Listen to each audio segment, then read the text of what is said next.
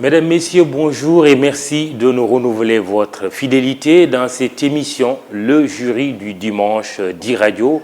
Ce dimanche, justement, nous avons le plaisir de recevoir une plume, une voix, un ministre, un homme politique. Abdou Latif Coulibaly, bonjour. Est-il besoin de vous présenter? Ah ben, sûrement, oui. Il faut toujours présenter. Je vais sacrifier à la tradition alors. Vous avez occupé plusieurs portefeuilles dans le gouvernement du président Macky Sall durant son premier mandat. Ministre de la promotion de la bonne gouvernance, porte-parole du gouvernement, ministre secrétaire général du gouvernement et enfin ministre de la Culture, poste que vous avez dernièrement occupé. Abdou Latif Coulibaly, je vous appelle plume, je vous appelle voix, ministre, homme politique. Avec le recul, qu'est-ce qui vous a le plus passionné? Qu'est-ce qui vous passionne le plus? Tout ce que j'ai fait m'a passionné, tout. J'ai été journaliste, c'était une passion débordante chez moi. Je crois avoir fait le travail que je devais faire. Maintenant, c'est aux autres d'apprécier le travail que j'ai fait, mais je l'ai fait avec passion, détermination et une conscience aiguë, je crois, de mes responsabilités de journaliste. Je suis allé faire de la politique, j'ai également exercé mes fonctions de ministre avec beaucoup de passion et un recul par rapport à ce qui était une mission qui m'a été confiée un temps par le président de la République. Nous avons l'occasion encore de le remercier pour avoir fait confiance pendant 7 ans. Je retiens toujours que c'est l'entrée dans un gouvernement qui est facile, qui est difficile plutôt, et en rester également extrêmement difficile. Y rester plutôt extrêmement difficile. Je l'ai fait pendant 7 ans. Je remercie Dieu et le président de la République. Maintenant, je n'ai jamais accepté de faire quelque chose sans passion. Tout ce que j'ai fait dans ma vie, je l'ai fait avec passion. Et je crois que j'avais raison, et j'aurai encore toujours raison, de faire les choses avec beaucoup de passion. Parce que c'est dans la passion que réside la volonté de faire, que réside également la qualité, je crois, dans le travail fait. Voilà. Des regrets d'avoir choisi d'être un ancien journaliste pour vous reprendre, quand vous avez décidé de faire de la politique, ou plutôt choix assumé? Totalement assumé, et je continue de l'assumer d'ailleurs, parce que j'ai l'impression que vous pensez que j'ai quitté la politique, mais pas du tout alors, j'y reste. Et mais pourquoi vous avez quitté le journalisme? Parce que j'avais considéré... Je dois dire, il m'est arrivé de dire, mais pourquoi Abdou Latif Coulibaly dit « je suis un ancien journaliste ». Décidément, le médecin, il devient ministre et il reste médecin. Pourquoi le journaliste ne devrait pas rester journaliste? Oui, mais écoutez, moi je suis... C'est vrai, c'est sans prétention que je suis profondément marqué par l'accent anglo-saxon du journalisme. Les anglo-saxons, ils considèrent quelqu'un comme étant un journaliste quand il est dans une rédaction. Quand vous n'êtes plus dans une rédaction, vous avez comme profession le métier de journaliste, mais vous ne l'exercez plus, donc vous n'êtes pas journaliste. Il est notable de mon point de vue qu'un journaliste, c'est celui qui écrit des articles de presse, des articles à la fois de fond, des enquêtes, des analyses, des éditoriaux, etc. Quand vous ne le faites plus, mais pour ne plus revendiquer la qualité de journaliste, à moins que vous dites, j'ai eu comme profession, ou j'ai comme profession, le métier de journaliste. Mais je ne suis plus journaliste, en fait. Vous n'entendez pas du tout reprendre un jour votre plume de journaliste, votre micro de journaliste? À moins que vous n'acceptiez vous-même de me céder votre place ici, de me nommer comme directeur général. Mais bienvenue. Non, c'est une mauvaise blague. Non. Pour l'instant, je fais autre chose. Je suis vraiment en politique et je fais la politique avec beaucoup de plaisir et de passion. Voilà. Alors, question d'actualité, de préoccupation même nationale, c'est le dialogue qui commence à s'instaurer entre le pouvoir et l'opposition. Le pouvoir auquel vous appartenez plutôt et l'opposition se sont entendus sur la mise en place prochaine d'une commission cellulaire qui rappelle celle qui avait abouti au code dit consensuel de 1992. Vous étiez journaliste à l'époque. Bien sûr. Qu'est-ce qui a changé à votre avis pour que les acteurs politiques opposés puisse arriver finalement à cette situation de décrispation? Je voulais quand même dire une chose. D'abord, apporter quelques nuances par rapport à la question telle que vous l'avez posée. Vous avez dit le dialogue enfin commence. Je ne crois pas que le dialogue ait été rompu dans notre pays. Sincèrement et honnêtement. En tout cas, entre le pouvoir et l'opposition. Même entre le pouvoir et l'opposition, je ne crois pas, sincèrement et honnêtement. Je dis des faits. Pour arriver à un audit du fichier électoral, vous vous souvenez bien, c'est l'opposition et le pouvoir d'État qui s'étaient organisés pour faire un choix sur l'Union européenne pour que l'Union européenne désigne des experts qui sont venus auditer le fichier électoral et ont eu comme conclusion que le fichier était fiable à plus de 99%, qu'il y avait quelques doublons dans le fichier qu'il fallait corriger. Ils avaient fait un certain nombre de recommandations qui ont été également entérinées et qui ont été réglées. Il me souvient également que l'opposition a été présente quand le gouvernement du Sénégal a nommé à la tête d'une commission l'ancien ambassadeur Seydou Nourouba. Il me souvient également avoir assisté personnellement à une réunion au Palais de la République où l'opposition, pour une bonne part de celle-ci, était présente.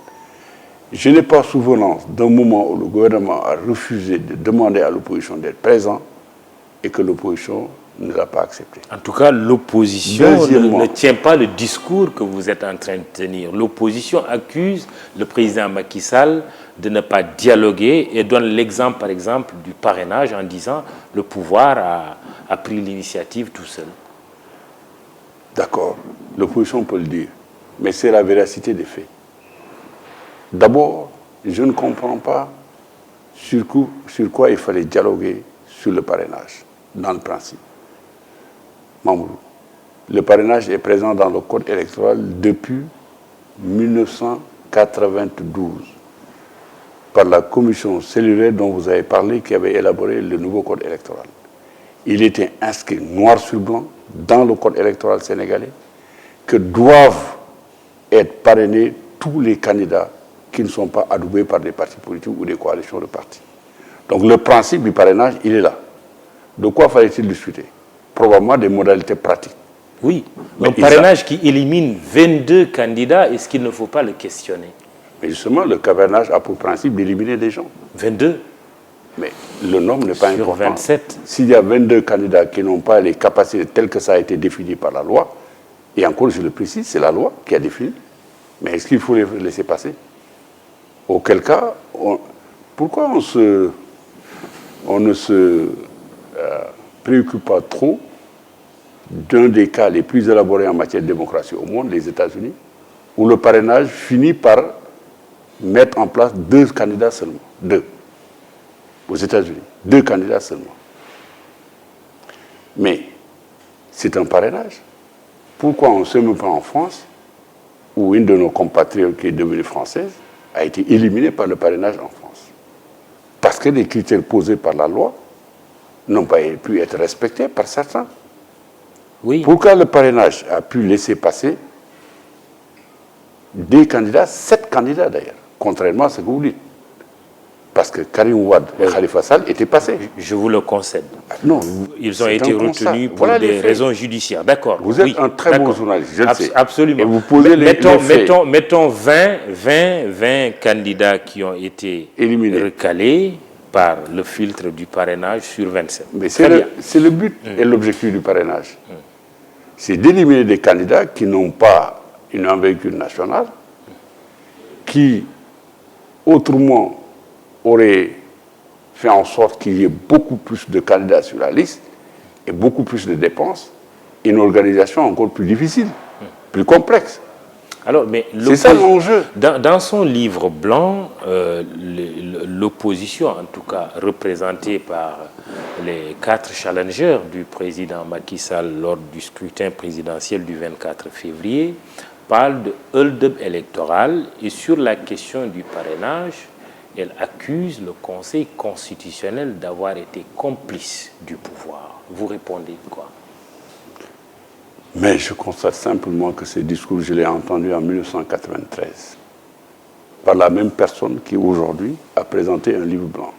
à l'époque directeur de campagne du président Abdoulaye Wade. Figurez-vous qu'en 1993, l'un des candidats, Idrissa Seck. Quand Abdoulaye Wade a perdu en 1993, ils ont présenté des résultats que nous-mêmes avions présentés dans Sud Quotidien à l'époque. Je veux savoir avoir fait une analyse. Mon point de vue de l'époque est le même qu'aujourd'hui. Je ne change pas. Et vous aviez dit quoi? J'avais dit exactement. J'avais dit exactement. Et aujourd'hui, oui. Et l'éditorial qu'on avait fait, oui. Diouf, Wade prend Dakar et Diouf l'attend au tournant. Ça veut dire simplement que Diouf avait perdu Dakar, on l'a reconnu, et que Diouf avait gagné l'intérieur du pays, avait gagné le vote. Et qu'elle-même s'était fourvoyée en prétendant à l'époque que Diouf avait volé les élections. Le même discours de 1993 est revenu à quelques nuances près. Aucun changement dans le discours et dans le comportement de ces gens-là. Moi, je l'ai suivi à l'époque, j'étais journaliste. Je me rappelle avoir publié un éditorial d'ailleurs en 1988 où ils ont répondu dans le SOPI pour dire « Latif, calme-toi ». Donc ce que je dis aujourd'hui, ce n'est pas parce que je suis ministre de la République, la majorité, je constate des faits à travers l'histoire, le même comportement, la même attitude. Figurez-vous, en 1993, je me souviens, moi j'étais à l'antenne, annoncé à la radio et en direct que le président Diouf allait féliciter Wade. Et la première personne à qui j'ai parlé après mon annonce, c'est celui qui a dénoncé aujourd'hui les gagnants. Les mêmes journalistes qui étaient crédibles en 1993, annonçaient les résultats qui étaient acceptés, sont devenus incrédibles, non crédibles en 2019. Oui, et dans le livre blanc, en tout cas, les mêmes. Dans le livre blanc, la presse, en tout cas, certains groupes de presse sont accusés d'avoir publié des résultats préfabriqués, fallacieux. Oui. Vous vous souvenez, en 1993, Nicolas Bali, qui était le correspondant de presse de RFI, sa voiture a été brûlée, il a été lynché. Il a été lynché, heureusement qu'ils ne l'ont pas tué. De la même manière, à l'époque, un des dirigeants de l'opposition avait proclamé Urbi Orbi que les magistrats qui se prépareraient à faire de la fraude n'ont qu'à préparer les linceuls. C'est le même discours de 1993 qui est repris aujourd'hui en 2019. Aucune variance, sinon des nuances par rapport à ce qu'il dit. Le président Macky Sall n'a pas été félicité par ses challengers, pour rappel.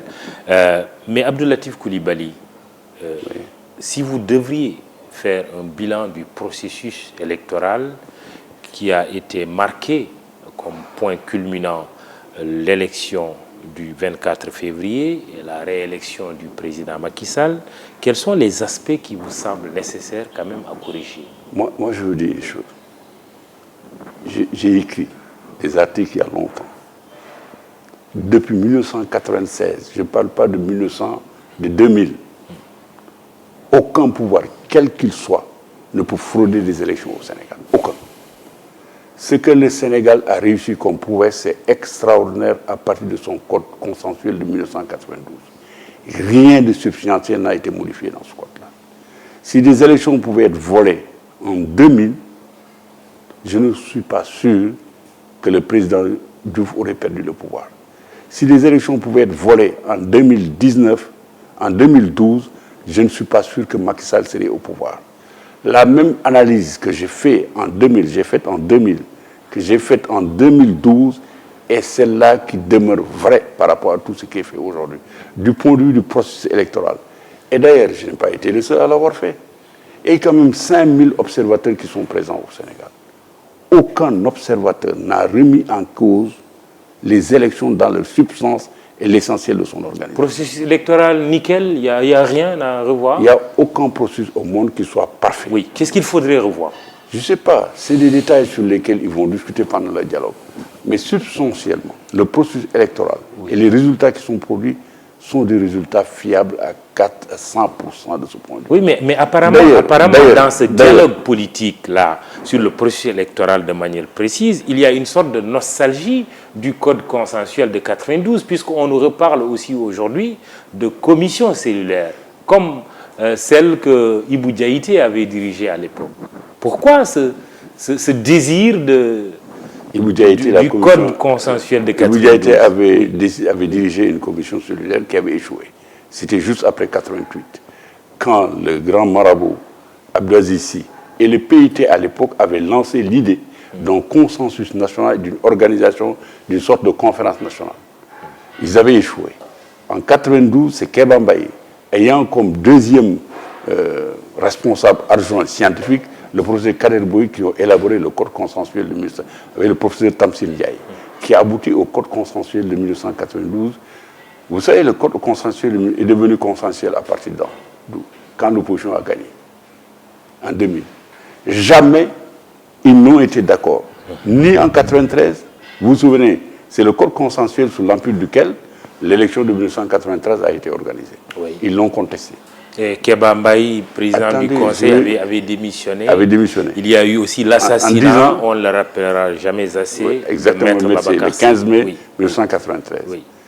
En 1998, si vous vous rappelez, ils avaient reproché au pouvoir d'avoir volé les élections législatives.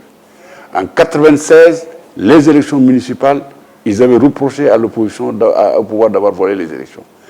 Ce qui n'était pas exclu sur cette partie, mais c'est parce que le code consensuel était là qu'on a pu, les journalistes à l'époque 96, j'étais directeur de l'information à Sud, qu'on poursuivait dans la rue les gens qui voulaient frauder parce qu'ils étaient coincés. Et c'est en 96, si vous vous rappelez, qu'on a repris les élections municipales dans 4 quartiers à Dakar. Pourquoi? Parce que le code consensuel, avec la proclamation de résultats directs qui était organisé, qu'on a pu, les journalistes ont pu montrer les failles qu'il y avait dans le code. Et si vous vous souvenez, il y a eu des perspectives législatives et des modifications qui ont été apportées sur les ordonnances, et cela a pu faire en sorte qu'en 2000, ils ont considéré que le code était vraiment consensuel. Mais avant 2000, avant que l'opposition ne gagne, il n'a jamais été consensuel.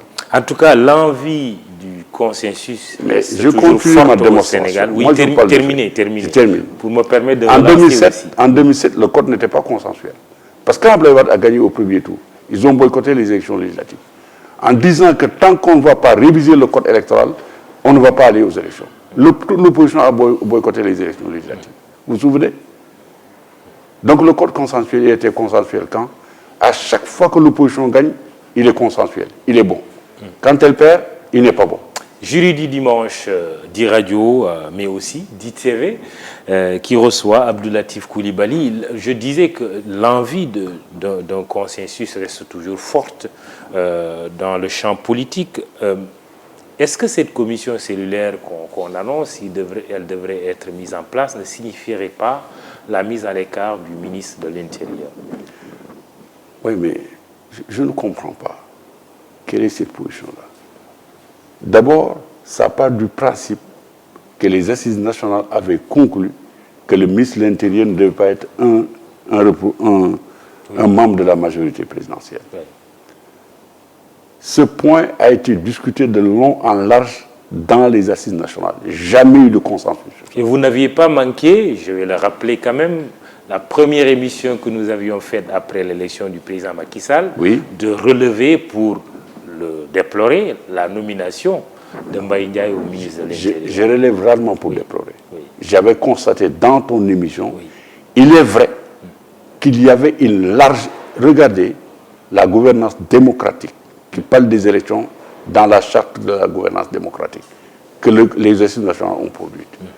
Vous verrez rarement des positions aussi tranchées que celle qui a été émise. Et aujourd'hui, on dit, le président vous a signé, donc vous l'êtes. Il y avait 2 questions qui n'avaient pas fait l'objet d'un consensus. 2. J'étais, moi, rapporteur dans les assises nationales de la commission sur les médias, liberté et presse, avec Chérif Elivassi comme président. Et moi comme co-rapporteur. Et on s'est réunis en Ngor Diarama pendant plus d'une journée. 2 questions. C'est la question de dire les descendants, premier ascendant, deuxième ne peut pas succéder au président de la République. Il ne peut pas se présenter. Je trouvais ces législations absurdes. Parce qu'on visait Karim Wade. De toutes les manières, ces législations ne pouvaient pas s'appliquer à Karim Wade. À l'époque, c'était évident. Parce que son père organisait les élections, ces législations dont on parlait n'auraient pu avoir lieu que quand son père quitte le pouvoir. Je me souviens du discours qu'on a tenu là-bas en disant évitez de légiférer. C'est la même chose. Moi, dans votre émission, je vous dis, il est vrai Là, les assises nationales en ont discuté. Mais les assises nationales, mais tout dans les assises nationales n'ont pas été acceptés par le président Macky Sall. Il l'a dit de façon clairement. Or, pour conclure sur ce point-là, pour ne pas trop nous éterniser là-dessus, moi, ce que je connais, c'est une démocratie majoritaire. Une démocratie majoritaire, il y a une majorité qui décide et il y a une minorité qui s'oppose et qui explique son point de vue. Et quand il gagne le pouvoir, il applique sa politique. Vous n'êtes pas d'accord, ou en tout cas favorable, à la mise à l'écart du ministre de l'Intérieur? Mais quelle est la personne qui va organiser en disant de façon absolue qu'est-ce que nous voulons? Pourquoi notre système qui était bon en 2000, bon en 2012, ne l'est plus? Pourquoi? Vous pensez qu'en 2012, les prédécesseurs vous pensez en du 2012, président Macky Sall honnêtement, ont quand même eu à nommer, pour organiser les élections, des ministres qui n'étaient pas... vous pensez que les généraux, n'appartenaient pas à leur parti politique. les généraux Cissé, paix à son âme, étaient indifférents par rapport aux résultats que le gouvernement auquel il appartient? Oui, mais il n'était pas militant du Parti socialiste.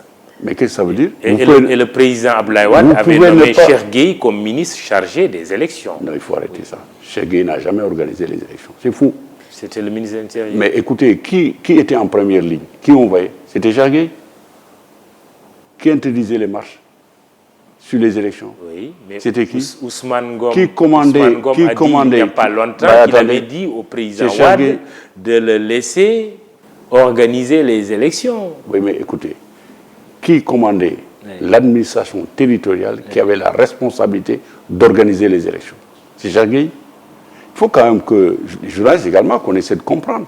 Cheikh Gueye était dans la paperasserie ici à Dakar.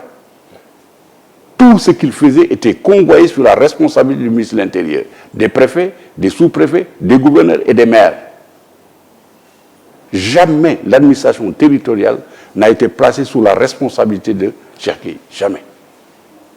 Jamais d'ailleurs la DAF n'a été mise sous la responsabilité de Cheikh Gueye. C'est faux. Mais ça également, nous devons, nous comme journalistes, le relever et le dire aujourd'hui.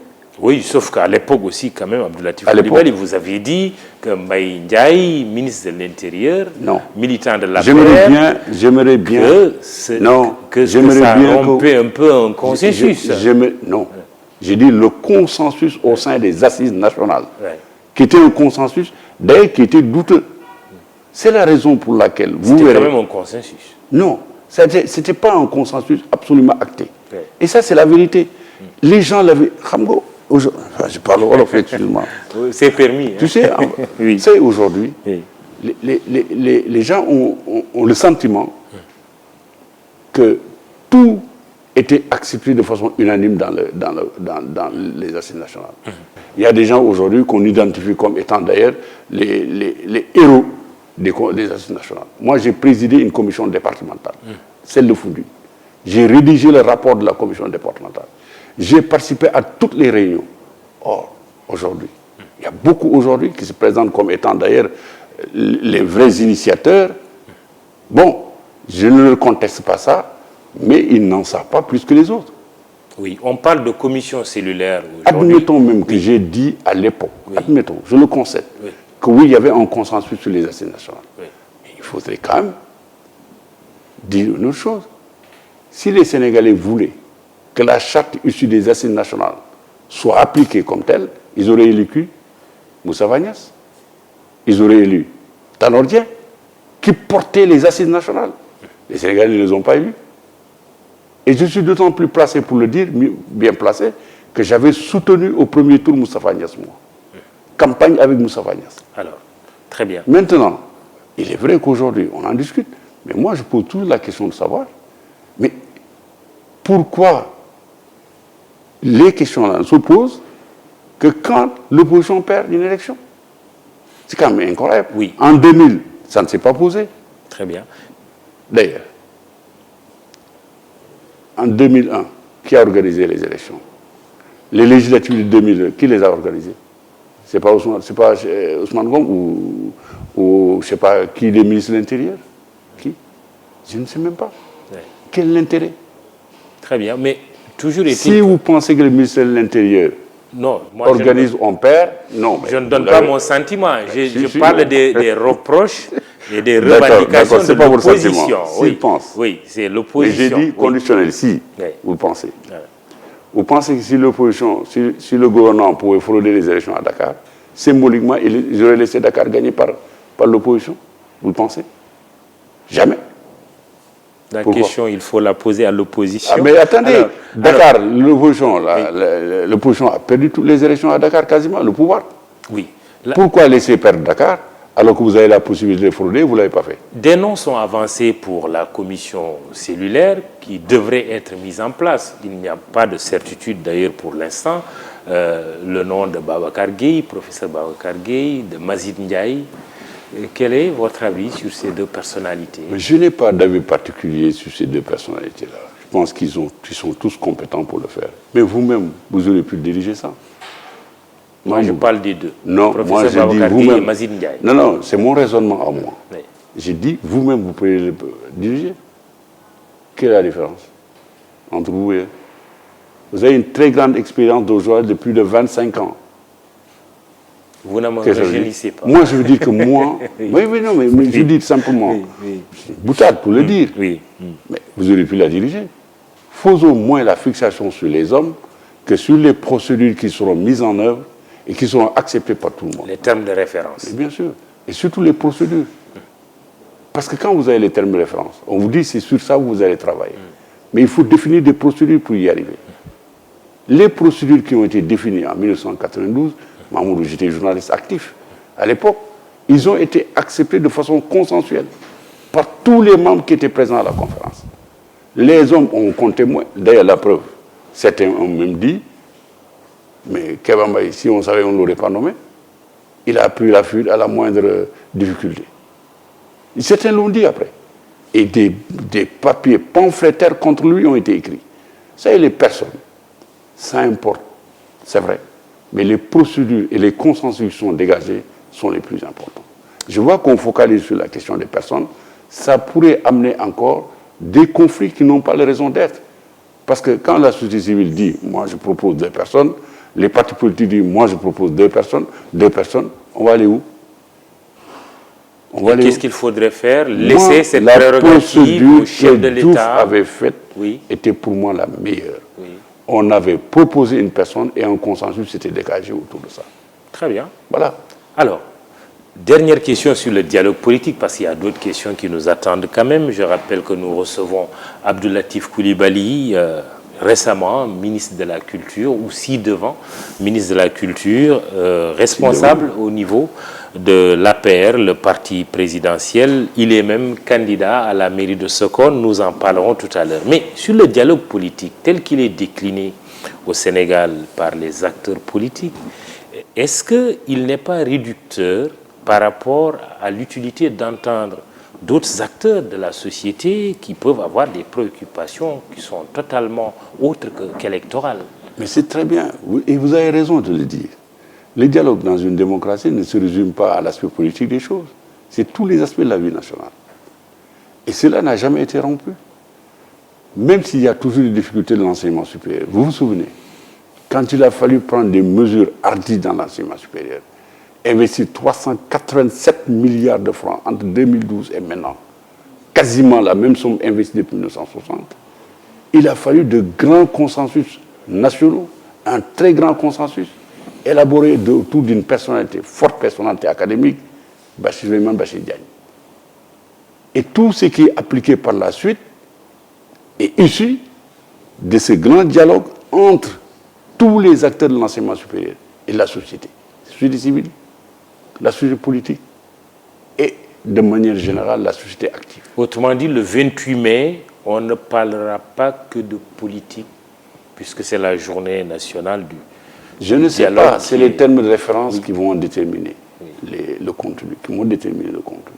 Mais ce que je veux dire simplement, c'est que le dialogue dans une démocratie ne doit pas être un tête-à-tête absolu entre les politiques. Autrement dit, ce qu'on dit dans la vie civile serait une vérité absolue. Qu'en fait, le pays est régenté de bout en bout par la politique. Et on oublie, par ailleurs, les autres secteurs qui peuvent beaucoup apporter à la vie nationale. Mais justement, le chef de l'État a fait face au monde du travail récemment pour quand même parler des finances publiques, en disant qu'il y a eu plus de 300 milliards dépensés pour acheter des véhicules. C'est quand même énorme. Que la masse salariale s'est alourdie. Il a même dit qu'il est hors de question d'augmenter les salaires des fonctionnaires. Mais ces questions-là, est-ce qu'elles ne doivent pas être approfondies, Abdou-Latif Coulibaly? Parce que quand un gouvernement dépense 300 milliards pour acheter des véhicules de fonction, mais je suis d'accord avec toi. Vous étiez dans le gouvernement. D'ailleurs, moi, la question qui pose le moins de problèmes au Sénégal, c'est la question politique. Vous savez, les Sénégalais sont tellement lucides. À chaque fois que les politiques posent un problème qui semble insurmontable, les Sénégalais en ont décidé. Pourquoi? Vous parlez tout à l'heure de parrainage. Toute l'opposition réunie avait dit à l'époque qu'il n'en est pas question, sauf une partie. Les Sénégalais ont voté à 58,26% pour Macky Sall, qui a institué le parrainage. Ils avaient dit également qu'on n'irait pas aux élections. 66% des Sénégalais sont sortis pour aller voter. En réalité, ce que nous peinons à régler dans ce qu'on appelle le dialogue, les Sénégalais tranchent la question. C'est dire qu'il y a une maturité politique telle dans notre pays que moi, les questions politiques qui semblent érigées en des questions majeures, insurmontables, sont réglées par le jeu de la démocratie. Maintenant, ma question sur les finances publiques, comme j'ai dit tout à l'heure. 300 milliards en 7 ans pour acheter des véhicules. Vous avez entendu le président en parler lors du 1er mai. Vous étiez ministre. Petite parenthèse, vous aviez combien de véhicules de fonction, Abdou-Latif Coulibaly? Moi, j'avais un véhicule de fonction, un véhicule de service. Parce que ça aussi, ce n'est pas Macky Sall. Il faut monter à la loi de 1958. Elle est bonne, cette loi? Il faut la changer. Il faut la changer. Et c'est ce qu'il a préconisé de faire. Je vous révèle que le président a envoyé une mission qui a séjourné au Rwanda pendant 15 jours, est revenu avec des conclusions majeures. Cette politique est celle qui est en vigueur aujourd'hui au Rwanda.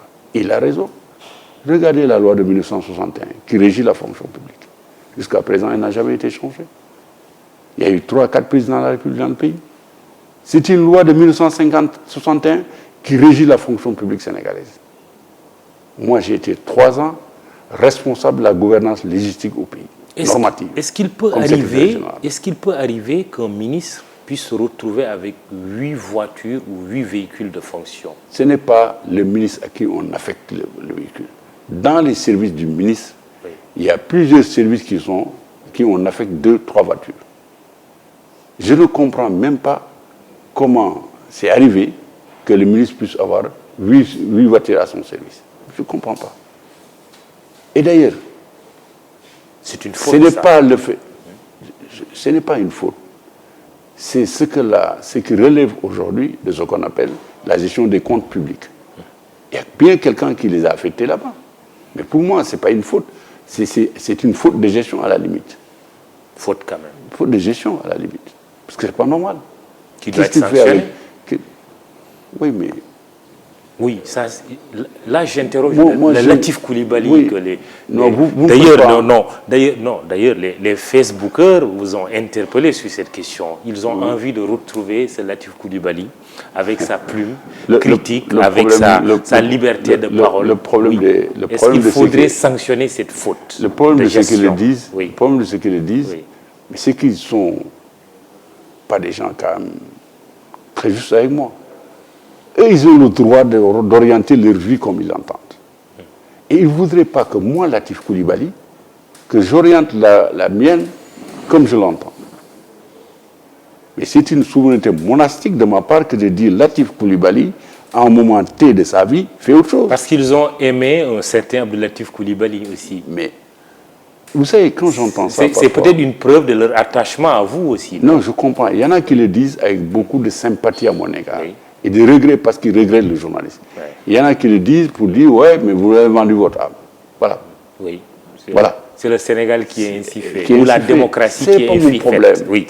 Ce n'est pas mon problème. Parce qu'il faut que les gens sachent que quand j'ai fait mon doctorat au Canada, je suis revenu, j'étais engagé. Je ne vais pas trop le répéter. J'ai eu le privilège de vous avoir comme étudiant, vous, à l'Université de Dakar, au CECI. J'étais jeune assistant qui venait d'arriver, engagé. Je suis resté 8 ans. J'ai pris ma plume. Je suis allé voir le recteur. Je lui ai déposé ma démission. Il se trouve que le recteur était vraiment un oncle à moi, parce qu'un de ses neveux était un ami personnel. Oui, et quand une faute de gestion est avérée, elle ne doit pas être sanctionnée? Je ne sais pas si elle doit être sanctionnée. C'est au responsable de doit faire. Toute faute, tout manquement doit être réglé d'une façon ou d'une autre, quelle qu'elle soit, pour moi. J'étais quand même ministre chargé de la promotion de la bonne gouvernance. Oui. Ce n'est pas parce que je suis ici que je redirai ça. Non. Tout manquement dans la conduite d'une mission doit être vérifié et que la sanction, comme d'ailleurs négative ou positive, je n'ai pas à me prononcer sur ce cas particulier. Donc je n'ai pas d'ailleurs les preuves. J'ai vu dans la presse dire cela. Maintenant, et ça je le regrette dans la presse, il y a beaucoup de choses qui sont relayées dans la presse, y compris la presse qu'on appelle la presse sérieuse, qui sont fausses. Totalement fausses. Donnez-nous un exemple. Mais il y en a beaucoup.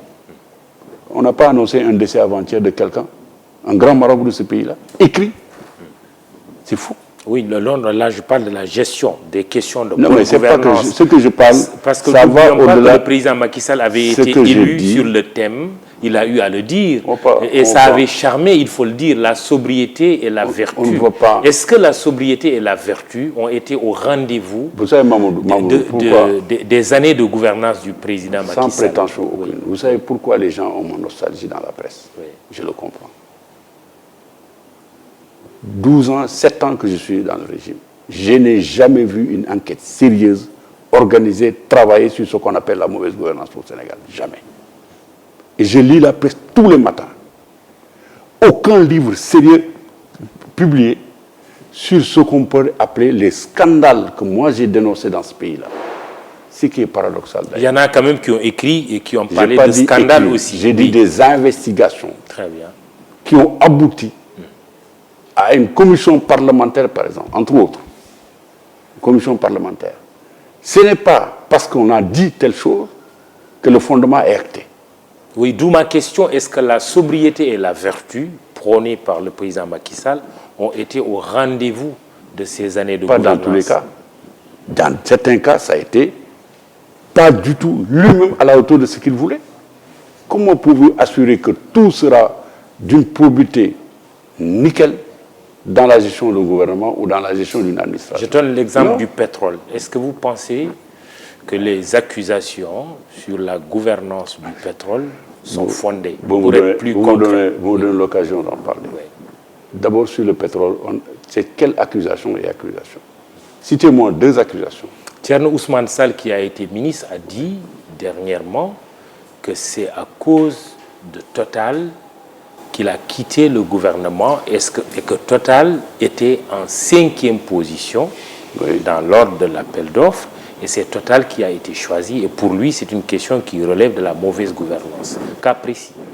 D'abord, c'est un cas précis que si tu cites, personne n'a jamais pu prouver à la face du monde, voilà un appel d'offres. Personne.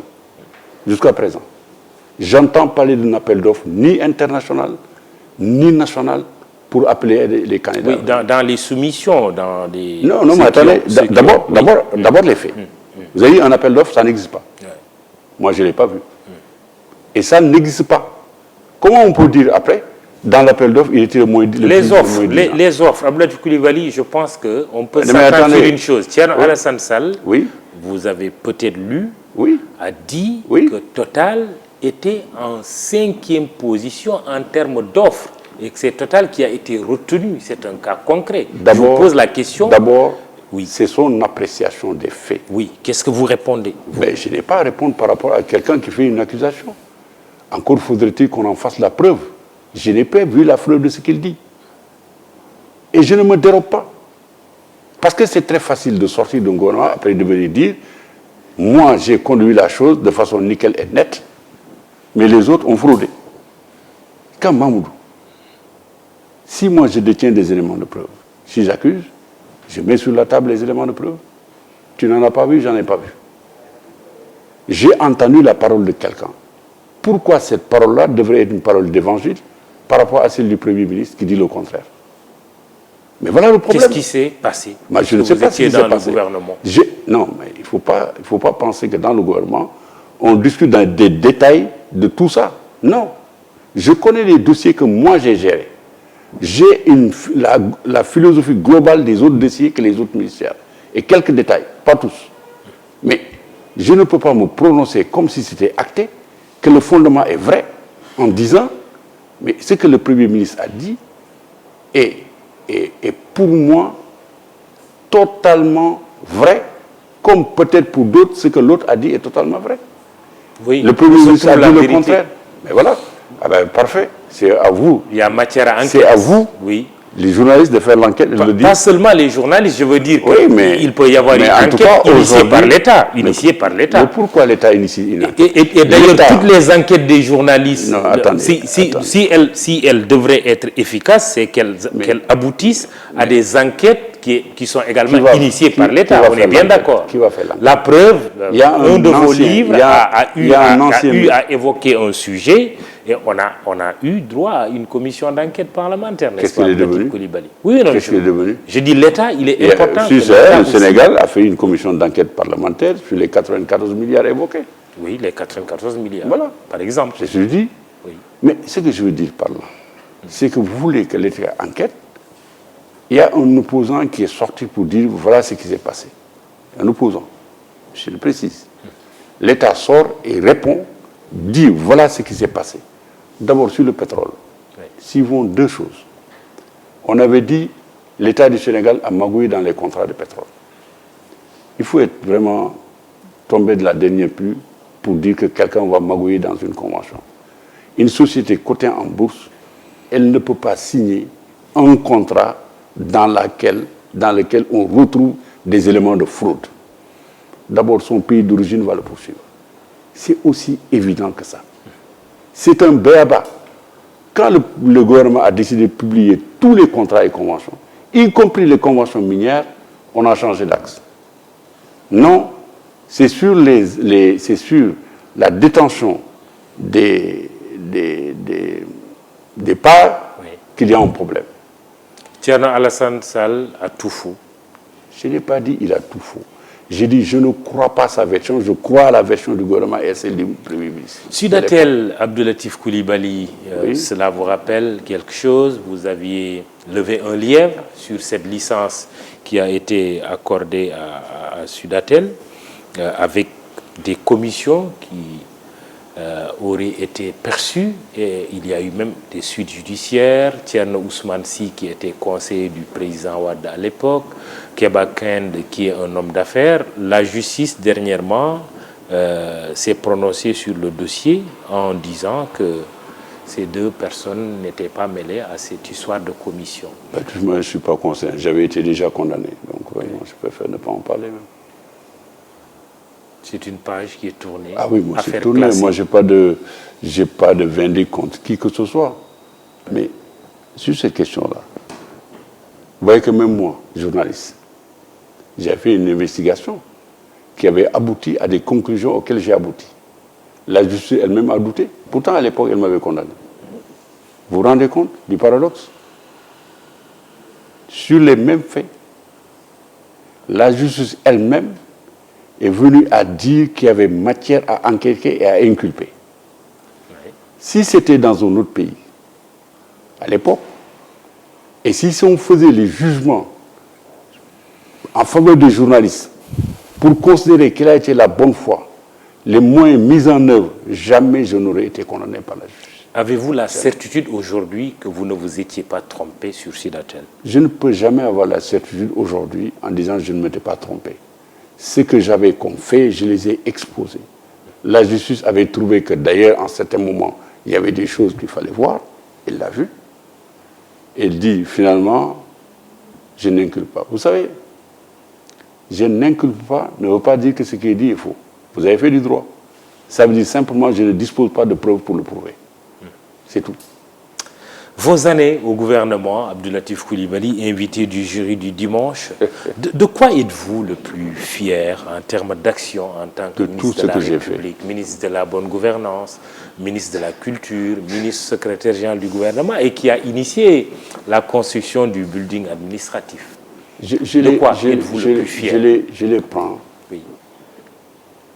Chaque matière, je la prends en elle-même. Je n'ai pas de liaison entre les deux. J'ai été ministre chargé de la promotion de la bonne gouvernance. Promotion de la bonne gouvernance, porte-parole du gouvernement chargé des relations avec les assemblées. Pour ma première entrée dans le gouvernement, voilà, j'avais sur ma tête quasiment 3 portefeuilles, entre guillemets. J'en étais fier, absolument. Vous étiez un cumulard. Ouais, ministre du ciel et de la terre? Non, pas du tout. Ça rappelle de mauvais souvenirs, ça. Non, pas du tout. Non, mais je dis que j'étais fier de ce poste-là. Vous entrez pour la première fois dans le gouvernement, vous êtes porte-parole du gouvernement. Pendant quasiment 20 mois. Et vous êtes en même temps chargé de relations avec les assemblées, un poste prestigieux. Vous apprenez beaucoup. Chargé de la promotion de la bonne gouvernance. Ça veut dire, même pour moi, le travail dans le privé que j'ai fait dans le privé a été payé en retour. Parce que vous me faisiez confiance sur ces questions-là. Voyez-vous. Donc j'ai été à l'Assemblée pendant 20 mois chargé de relations avec. Toutes les lois qui ont été présentées dans cette période, j'ai assisté à leur défense et à leur adoption. Secrétaire général du gouvernement, poste extrêmement important, où toutes les normes, la gouvernance normative du pays est entre vos mains. Vous avez sous votre responsabilité 2 commissions. La commission de mise en état des textes et la commission technique de vérification des textes. Et comble également d'honneur, vous présentez devant la Cour suprême, tous les mardis quasiment, pour présenter devant la Cour suprême les textes préparés par le gouvernement, pour demander à la Cour suprême de se prononcer, de donner un avis technique sur ce que le gouvernement entend faire comme loi. Vous ne pouvez pas ne pas faire de ce travail-là. Pendant ministre de la Culture aussi. Ça, il y avait l'honneur, la fierté, la passion. Je ne voudrais pas revendiquer le titre d'homme de culture, mais en tout cas, un homme passionné de la culture. J'y étais pendant à peu près 20 mois, un peu moins. J'ai fait ce que je pouvais faire dans la limite des moyens qui ont été mis à ma disposition. Et dans la limite également de notre ingéniosité et de celle de tous les acteurs qui étaient autour de moi. Une question d'un Facebooker qui dit vous n'avez pas assez soutenu le livre. Vous, Abdou Latif Coulibaly, journaliste, mais doublé d'écrivain, vous répondez quoi à cette question? C'est vraiment une affirmation facile. Ouais. D'abord, quand je suis arrivé, le fonds était de 500 millions. On a publié au moins plus d'une centaine de livres dans mon truc. Plus. Publié. Ou c'est l'État lui-même qui publie. Un État n'a pas vocation pour publier des livres. D'abord. Il vient en appoint. Je dis publier des livres, il donne aux éditeurs qui publient. J'ai assisté à tous les festivals qui ont eu lieu où le livre était promu. J'ai fait distribuer dans les collèges du Sénégal et lycées plus de 1300 livres, construit des bibliothèques dans des communes jusqu'à Ngatinaoube et un peu partout. Des clubs, des centres de lecture. Et le projet, ce n'était pas mon projet à moi, c'est un projet du gouvernement que j'ai trouvé ici. Mais j'ai poursuivi. Aujourd'hui, c'est une politique que nous avons initiée à l'époque. Le Sénégal vient de ramasser plus de 1000 bouquins à l'étranger, gratuitement, transportés gratuitement, qu'on distribue dans des centres de lecture. Le cinéma aussi, bon, très rapidement, parce que nous sommes rattrapés par le temps. Le Festival de Cannes, avec un film très bien. Qui est sélectionné, Mati Diop, réalisatrice, un des producteurs, Oumar Sall. C'est à l'époque. Avec des acteurs sénégalais aussi. À l'époque, quand j'y étais pour le festival. Ouaga, j'étais en pleine campagne électorale. Dès qu'on a terminé, j'ai demandé l'autorisation au président de la République d'y être. J'étais à Ouaga, accompagner les cinéastes. J'ai fait prendre en charge. Vous savez, je ne suis pas là pour faire un bilan. Le bilan qui est fait au ministère de la Culture est celui du président de la République, pas le mien. J'étais là pour appliquer une politique qui a été définie par le président de la République et j'ai utilisé les moyens qui ont été mis à ma disposition. D'ailleurs, vous permettrez de faire une précision, une nuance. Je n'ai jamais dit qu'un gouvernement n'avait pas le droit, ne devait pas couper des crédits. C'est vrai. Quand j'y étais, l'exercice 2018, des crédits ont été coupés, qui est destiné à des fonds. Mais ce que je voudrais préciser, c'est que Il y en a qui pensent que nous sommes en récession. Le Sénégal n'a jamais été en récession économique depuis 2014. On a un taux de croissance de plus de 5%. En tout cas, il y a des mesures d'austérité qui sont avancées. Non, vous savez, dans un gouvernement, à des moments donnés, on a défini des priorités. Je ne trahis pas les secrets de délibération du Conseil des ministres. Le 27 décembre dernier, le président a dit « J'ai engagé le rattrapage des déficits qu'on avait sur les infrastructures. On y a investi. C'est vrai qu'il y a autre chose, il faut faire d'autres choses encore, mais je remarque qu'il faut encore davantage faire dans le social, dans la culture et dans le tourisme. Je m'engage dans le mandat à venir à faire un rattrapage également dans la culture, dans le tourisme et ailleurs. Sur la culture, la Palme d'Or, vous pensez que ce film de Mati Diop, Atlantique, on a déjà une Palme d'Or que le Sénégal participe à ce haut niveau. Parce qu'il faut savoir, avant d'y arriver, c'est une sélection extrêmement rigoureuse qui est faite. Très bien. Expérience du dedans et du dehors. Le poste de Premier ministre est supprimé. Il était occupé par Mohamed Boun Abdallah Dionne. Abdou Latif Coulibaly, est-ce que c'est une décision heureuse que de supprimer le poste de Premier ministre? Il n'y a pas un jugement absolu à faire sur ça.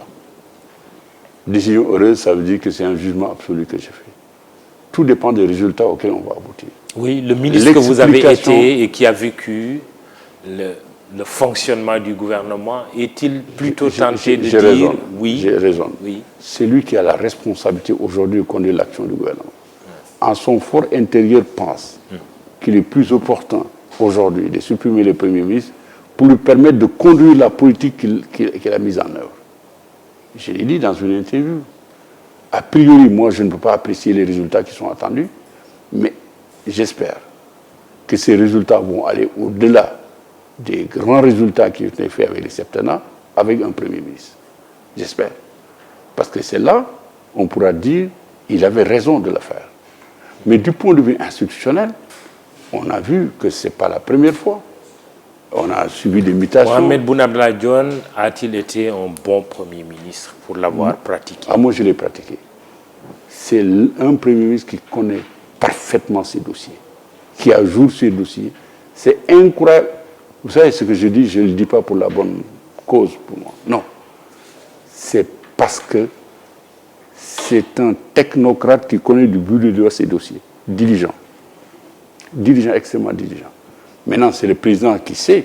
Parce que moi, comme secrétaire général, je transmettais les dossiers qui arrivaient à mon niveau, à son niveau. Et de son cabinet, on transmet vers le président de la République. Si le président estime que cette diligence a manqué, c'est lui qui est le mieux placé pour le savoir. Moi, je ne peux pas l'apprécier. On va courir. Il nous reste 1 minute. Dommage. Le président Macky Sall et ses alliés, Mme Aminata Tall vient de quitter la présidence du Conseil économique, social et environnemental, remplacée par Mme Aminata Touré. Faut-il faire partir aussi Moustapha Niasse de la présidence de l'Assemblée nationale, Ousmane Tanor Dieng du président du HCCT? Je n'ai pas, moi, la position de dire Moustapha Niasse doit partir ou ne doit pas partir. Ça aurait été outrecuidant de ma part de le dire d'ailleurs. Mais il est président de l'Assemblée nationale, élu pour 5 ans. Pourquoi dire aujourd'hui qu'il doit partir? Il n'y a rien au plan institutionnel qui l'y oblige, et aucun moyen pour l'y contraindre.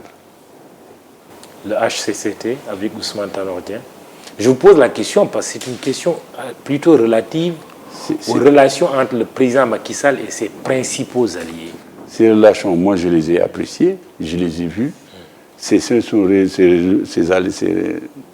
ces relations qui ont permis qu'il y ait cette grande élection avec une coalition aussi vaste, aussi immense, qu'on n'a jamais vue dans notre pays, qui a duré pendant 7 ans. Pour l'instant, jusqu'à preuve du contraire, que la preuve nous soit administrée que ces relations sont détériorées, je ne peux, moi, que considérer qu'elles sont bonnes. En revanche, je ne peux préjuger de ce qui va arriver dans 5 ans. Je ne peux pas. Dans 5 ans, ça pourrait être le départ. Ça sera la présidentielle 2024. C'est possible. Vous êtes juriste. Est-ce que le président actuel peut prétendre à un 3e mandat? Ah non, moi je n'entre jamais dans ces considérations d'appréciation de droit, machin. Vous ne m'avez jamais entendu parler de ça. Moi, vous ne m'avez jamais entendu. Pour vous, il fait, son dernier mandat, pour vous, mais le président Macky Sall. Moi, Latif Coulibaly, je n'ai pas à me prononcer. Lui qui sait s'il veut faire son deuxième mandat et s'il ne faut pas faire. Troisième mandat, il ne me l'a pas dit. Oui. Je m'en tiens à ce que dit la loi. Le mandat en cours, je m'en tiens à ce que dit la loi. Son dernier mandat. Attendez, je vous répondrai. Oui. Je m'en tiens à ce que dit la loi. Nul ne peut faire 2 mandats consécutifs. Plus de 2 mandats consécutifs. Nul. Le nul, pour moi, il est français. Est-ce qu'il est juridique? Les juristes le diront. Mais pour moi, le nul ne peut l'inclure également, il l'exclut pas. Pour le moment, vous êtes candidat à la mairie de Sokone. Ah, c'est pas pour le moment, j'ai toujours été. Les gens oublient que je l'étais en 2014. Oui, je dis pour le moment parce qu'on va vers des élections locales. Les journalistes m'ont demandé, est-ce que vous êtes candidat? J'ai dit, avec la même détermination, la même fougue, la même envie de diriger ma commune. Je suis candidat à la mairie de Sokone, bien sûr. Oui. Qu'est-ce qui m'en empêcherait d'ailleurs? Et vous êtes pour l'élection du maire au suffrage universel direct? Est-ce que vous y êtes favorable? Oui, pour moi, c'est une très bonne chose. Oui, pour moi, c'est une très, très bonne chose. Oui. Avec une organisation à date échue de ces élections, absolument. En principe prévue au mois de décembre, vous êtes pour le maintien de la date des locales? Oui, tout à fait. Et si elle devrait être reportée? Vous êtes pour le maintien? Oui, je suis pour le respect des calendriers. Maintenant, pour des raisons diverses, et peut-être de contraintes de temps et d'autres choses peut-être, je ne sais pas. Parce que je ne suis pas, moi, bien placé pour savoir quelles pourraient être les contraintes. S'il y en a, et qu'il y a un consensus autour de ça, pourquoi pas? Je termine par cette exclamation d'Hassan Sen, un de nos nombreux, il faut le dire, Facebookers, en tout cas qui ont réagi sur notre page Facebook quand nous avons annoncé que nous recevions Abdoulatif Coulibaly. Hassan Sen dit « Enfin la plume sort de son mutisme obstiné ». Non, il a tort. Il a tort. Je parle tout le temps, à chaque fois qu'on me sollicite. Je ne sais pas où il voit le mutisme. Est-ce qu'on ne m'a pas dit, parler et dire ce que je dis? J'ai publié un ouvrage il y a 2 ans quand même. Quel est obstiné? Quelqu'un qui écrit un ouvrage de plus de 300 pages sur ce qu'il fait. Qu'il faudrait, ou bien les gens pensent que je dois être dans les médias partout. Ce n'est pas mon fort, moi. Je vais parler dans les médias quand j'en ai envie. Sinon, je prends ma plume, j'écris. Moi, des fois, je n'ai pas besoin qu'on vienne m'interroger. Sans aucune prétention, j'ai la capacité d'écrire. Vous savez, non?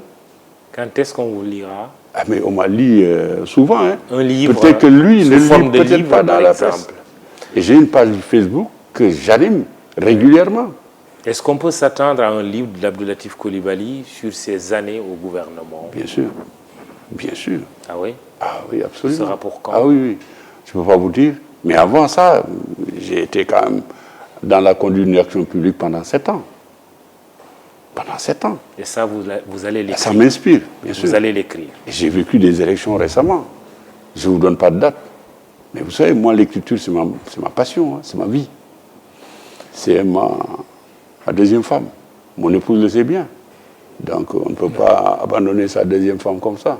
J'attends donc le prochain livre et je me ferai le plaisir de vous inviter pour en discuter. Oui. Bien Merci, sûr.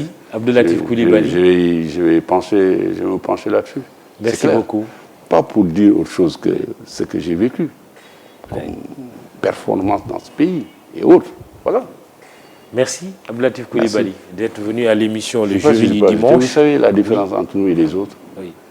Quand ils participent à quelque chose, quand ils l'observent, ils écrivent. C'est ça qui construit l'histoire d'un pays.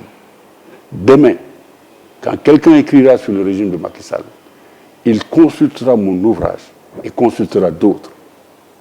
J'ai envie de poser ma version des faits. Voilà, moi, ce que j'ai vu. Personne ne peut faire taire Abdoulatif Coulibaly. Sauf Allah subhanahu. Et demain, quand vous trouverez matière à critiquer la gouvernance du président Macky Sall, vous le feriez aussi? Jamais je ne m'engagerai à critiquer une chose à laquelle j'ai participé. Jamais. Ce n'est pas digne. C'est clair. Jamais. je ne m'engagerai à dire je le critique pour les raisons de critiquer. Le jour où je ne serai plus d'accord, je m'en vais. Clair. Ouais. Très bien. C'est vrai qu'il y a un plafond de verre. Ouais. En toute chose, il y a un plafond de verre. Qui signifie quoi? Un plafond de verre, quelque chose que je ne pourrais jamais personnellement entériner. Ça existe dans la vie. Voilà. Je donne un exemple. Oui. Si Macky Sall se mettait à dire qu'il va changer le régime du Sénégal, il va mettre une institutionnalisation il changer le régime, on dit... Une monarchie? Une monarchie, je dis non. Absolument non. Je vous donne des exemples comme ça. Voilà. Voilà. On n'a presque pas envie de terminer cette émission, mais il faut bien qu'on se quitte quand même. Merci d'être venu à l'émission Le Jury du Dimanche. Abdou Latif Coulibaly, ancien ministre, je rappelle qu'il est également engagé en politique. Il milite à l'APR, le parti présidentiel. Journaliste aussi, moi je maintiens toujours cette casquette pour vous. Vous voulez que je revienne dans la rédaction. Abdou Latif Coulibaly, merci. Mamoudi Ibra Kane pour vous présenter le jury du dimanche. Merci à toute l'équipe technique de la radio et d'ITV. Merci à Binta, Alexandra Ndiaye pour les réseaux sociaux. Excellent dimanche, rendez-vous dimanche prochain.